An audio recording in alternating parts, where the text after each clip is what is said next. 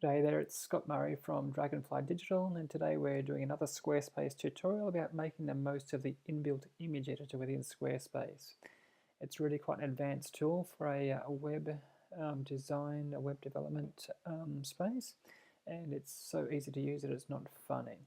So I've just created a page and put my banner image from the home page on here. We're going to play around with that one and show you different things that we can do with that there.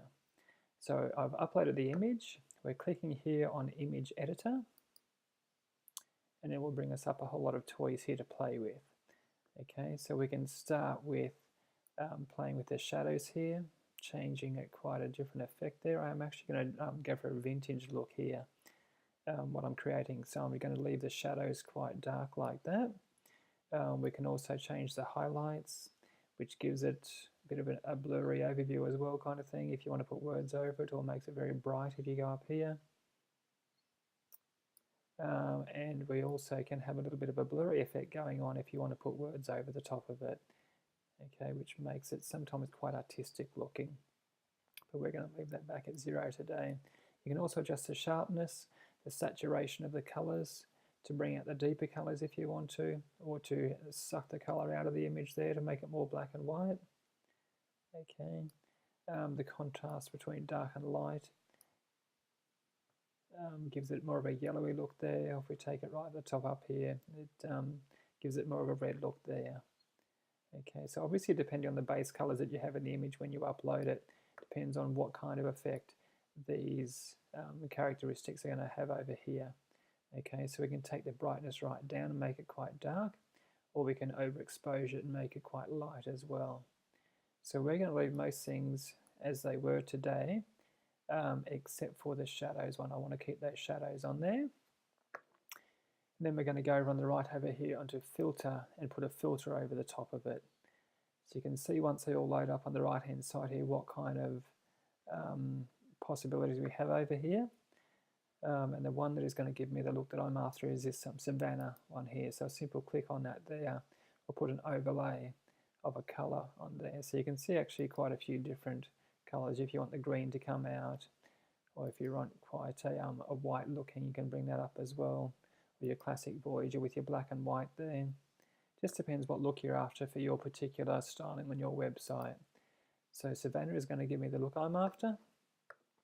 And now we can also crop the shape of it here. So this is the original sizing here. You can't see the bottom of it, unfortunately. But what we can do is make it a square. Okay, and it automatically crops that for us, just so you're making a post for social media or something like that. Perfect for that. And you can also make it 16 to 19, which is more suitable for video formatting. And you can flip it around that way, which is just so cool, just in case you want to have the writing over this side of the image, which is blurry for you. And you can also flip it 90 degrees that way, 90 degrees that way, and 90 degrees that way, and 90 degrees that way, just in case whatever suits your particular post for the day. Now if you want to go reset, you don't want to do any of that, you just reset it back to there and it'll take it back to the original for you. So I'm really happy with my image. It's got that vintage look about it, which is what I would like for that particular page. So I click save, and this tells us that they're going to be permanent changes if you want them there, so we save that because that's what we do want. Okay, and then we just wait for that image editor to go through its motion up here. The internet is super slow in Australia, so sometimes things take a little bit of time to process and resize and all of that. And we apply that, and then we save the image. Okay, and then we can actually see what our page looks like when we click it like that. So that's pretty cool looking. And it's so simple to do, and you just play around with everything and reset it if you don't like it until you get the look that you're after. Pretty simple, something you can do yourself. You don't need a particular talented graphic designer to do your own editing now. You can do it yourself. And all of this is within Squarespace, which is just fantastic. It's another reason that I love working with this platform. Thanks for listening today. My name is Scott Murray from Dragonfly Digital, and I'll talk to you soon. Bye for now.